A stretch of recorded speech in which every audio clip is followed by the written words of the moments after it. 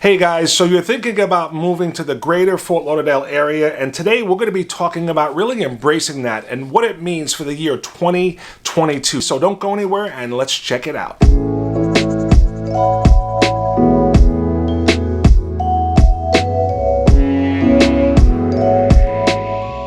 Hey, what's up everyone, and welcome back to my channel, Living in Fort Lauderdale. My name's Rob Zeoli, and I'm a real estate agent right down here in South Florida. And if this is your first time here, please consider subscribing to the channel down below and tap the little bell icon to be notified whenever I go ahead and post a new video. Now, I really look forward to making these videos, but what I love more than anything is to help people just like you with their real estate needs. So if you have any questions at all about any of the material we cover in these videos and about South Florida, definitely reach out to me by phone, text, or email. I'm really open 24/7, and I'll look forward to hearing and helping you with your real estate needs. And without further ado, let's dive right into it.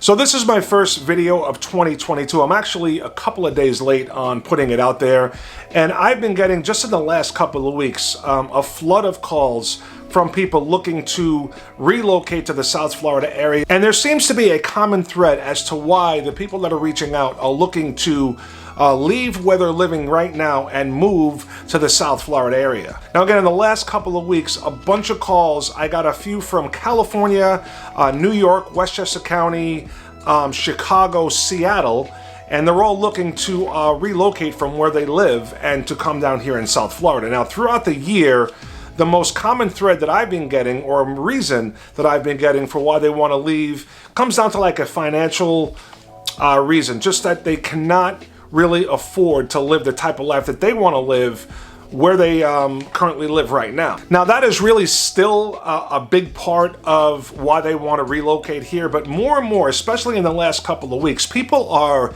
really venting and kind of really fed up with what's going on back in those states that I mentioned and some other places. Now, most of this has to do with COVID and really the restrictions and lockdowns that most of these people are having to deal with where they live right now. And kind of like the, it seems like people are blaming each other or want to blame somebody for what's going on and why we still have COVID going through the whole country. Now, this is really interesting, and I had to take a step back and think about this because although I've heard about what's going on throughout the country in other states, I could only look at it from my own perspective and where I live here in the state of Florida. I mean, except for when I traveled to Montreal, which is a total another story and video and absolute disaster.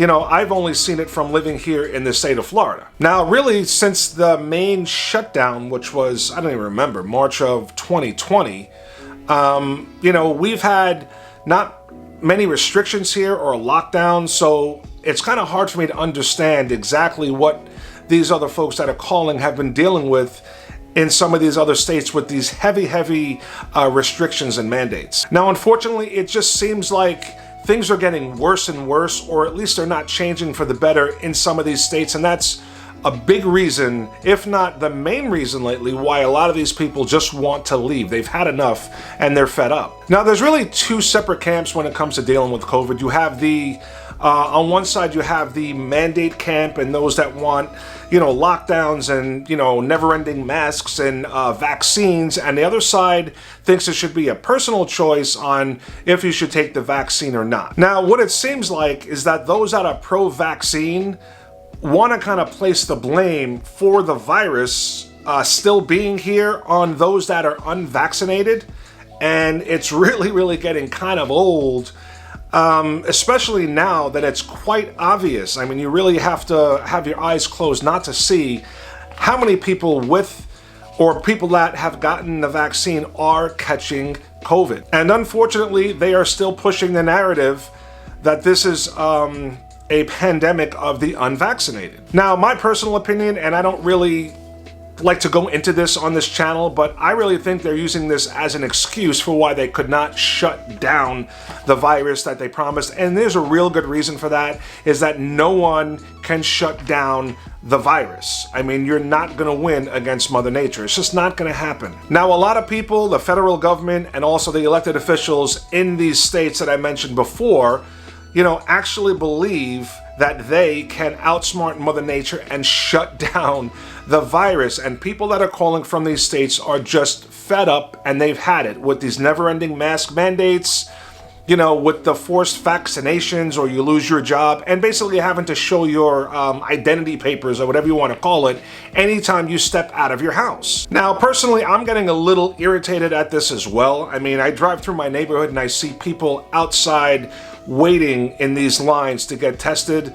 And not only that, I have two young ladies that are very important in my life. One of them had a child through COVID and is having another one, and another one has not had a child yet, and they don't want to take the vaccination right now because of those reasons. They don't want to take the chance of something happening with the pregnancy, and that should be a personal choice. They should not be blamed for COVID still being here, especially when it's obvious that people that are vaccinated and boosted are getting COVID at the same rate as people that are not vaccinated. It just does not make any sense that they're pushing this narrative that the unvaccinated are like this unwashed and uncleaned people, and they're the ones keeping this virus. And if they got vaccinated, this thing would totally disappear, which I don't see how they could think that would happen when all these people that are vaccinated are getting COVID. I mean, how many members of Congress that are vaccinated got COVID? All these people on these teams, the sports teams, are all coming down with COVID. So how do they think that by forcing the vaccine on people, it's just going to stop?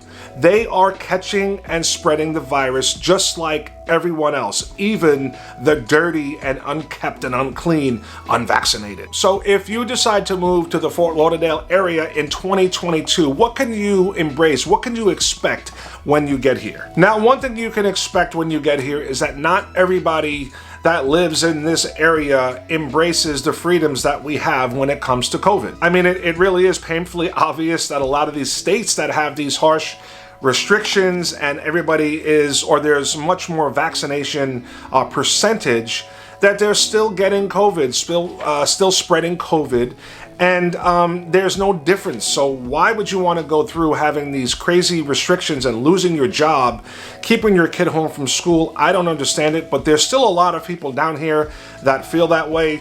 The great news is that you have that choice. You're not going to get bothered in public, but there are people down here that do feel that way. But again, it's your personal choice, and you have that freedom of being able to do what you want to do. If you want to wear 10 masks, God bless you. If you want to have a vaccine and get boosted every week, that's great. You can go and do that. But don't go and push anybody else to do it just because you did it or for whatever reason you want to do it. In Florida, we have that choice. Now, aside from living in a free state and not being shackled by endless restrictions and lockdowns, one thing you're going to notice right away is that things down here in South Florida are booming. Now, there is incredible growth going on right here in this area, and it's not only just people moving here. A ton of businesses are also relocating to the state. Now, companies like Microsoft, CI Financial, Point72 Asset Management, Virtue Financial, and a bunch of other technology and financial firms are in the process or have already closed up shop and are relocating right down here to the state of Florida. Now, LinkedIn did a survey of 38 major metro areas throughout the country from mid-2020 through mid-2021 to see what the migration patterns were and what areas were attracting the most new residents. And out of that 38, 3 Florida metro areas were in the top 10. So you have the Tampa, St. Petersburg area, Jacksonville, and the Miami-Dade, Fort Lauderdale metro area, which is really Miami-Dade County, Broward County, and Palm Beach County. Now, another thing is that the manufacturing sector is really taking off and booming in the state as well. Now, in the last 5 years, the state of Florida has seen its manufacturing jobs grow by 6%, while at the same time the United States has lost 1.7% of its jobs. Now, another huge contributing factor to the population growth in the state of Florida is that there are more remote job opportunities right now than ever before. Now, because of this, a lot of working age people without Florida-based jobs are moving to this state in record numbers because of, obviously, they could work from anywhere. Being that they work remotely, they could move to the state of Florida and still keep their current position. Now, another thing you're going to notice because of this growth is that there is construction everywhere. It's part of a growing city or area. Is obviously they're going to be doing a lot of building. Now, just in my city alone in Plantation, there's construction sites everywhere. Now, all you have to do is just drive around for a little while and you'll see some cranes and construction sites. One of them in particular, which is very close to my house, is where the old Fashion Mall used to be, right on University Drive, just north of Broward Boulevard. Now, they're finally building this out. They're calling it Plantation Walk. This place has been empty for at least a decade and a half. Now, part of this development is also going to be a rental complex, and that's another thing that's popping up everywhere, are rental complexes. Now, again, there's one right there in Plantation Walk, and there's several others right in my immediate area. I'm thinking of maybe 4 or 5 right off the top of my head, and they're all going to be rental complexes. And, you know, quite honestly, a lot of the people in the city are not totally thrilled about that. But I think some investors out there are taking advantage of this, you know, really crazy rental market we have going on right now. I mean, prices are going through the roof. And also, I think they see the amount of people that are relocating here. A lot of them, or a portion of them, are not going to be able to purchase a home. So there's got to be some housing for a lot of the people that are moving to this area as well. So that's why I think a lot of these complexes are going up. Some of them are luxury and on the high end. The one in Plantation Walk, I did some research. I think it said like a 1-bedroom is around $2,300 bucks. So that's a nice chunk of change for a 1-bedroom, but a bunch of rental complexes going up as well. Now, we get a bunch of reach outs from rentals all the time, and unfortunately we do not work with rentals. And the reason is that we would not be the best resource for you, especially now, because a lot of these complexes are kind of like cutting out the realtor. So if we would go search for you, a lot of these buildings would not even show up in our search, so we would not be able to serve you properly, and that's not at all what we want to do. What I would recommend is go directly to the source. Go on rents.com, apartments.com, or look for rentals in a particular area, and just go right to the property owner. A lot of times when I've been helping someone that's looking to rent, we're not able to find them something, especially when it comes to amenities, and they wind up going that route anyway. So I definitely would recommend you go directly to the source when it comes to rentals, contact the building owner, and look for complexes in the area that you're interested in. There's a bunch going up everywhere. All of them have great amenities, a lot more information, and a much better resource than we can provide to you, because our MLS does not have these listings. So we would be missing a bunch of stuff if you work directly with us for rentals, which is one of the reasons why we don't do it, because we want to give great service. So really, in a nutshell, to wrap this up, what you can embrace by moving to the Fort Lauderdale area in 2022 is, number one, you're going to be moving to a free area, free society. You can pretty much do what you want, talk to your doctor if it has to do with COVID and your health, and make your own decision. Huge deal right now. Now, as far as real estate prices, they're not cheap. Things have been going up just like in other parts of the country, especially some of those states. But the real estate is still more affordable than New York, Chicago, California, New Jersey, Seattle. So you're still going to be getting a better deal on real estate over here in the state of Florida. Now, another thing having to do with finances, when you move to the state of Florida, we do not have any state income tax. So just think about what you pay per year for state income tax and deduct that, because you will not have to pay that when you live in the state of Florida. Another thing, there's going to be a lot more jobs here in the state because of all the influx of these new businesses coming in. They're going to need people. Wages are going up. And another thing too, the state of Florida is a very friendly business state.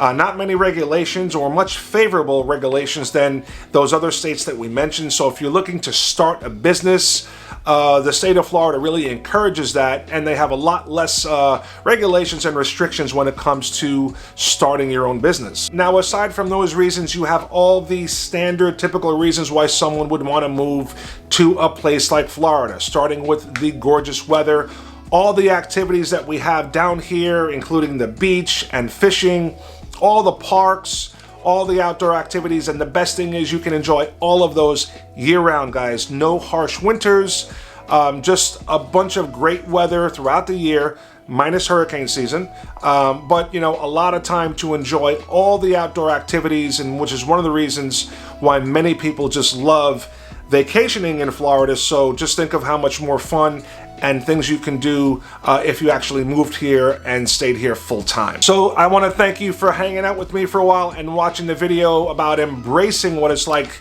or what it would be like, to move to the Fort Lauderdale area in 2022. And again, guys, if you have any questions about anything that we talk about in these videos, I would love to help you find that perfect place you might be thinking of moving to or just want to go see. And all you got to do is reach out. So my information will be popping up again down below. You can reach me 24/7 by phone, text, contact me however you like, and I appreciate you watching. And as always, take care, and I will see you guys on the next video.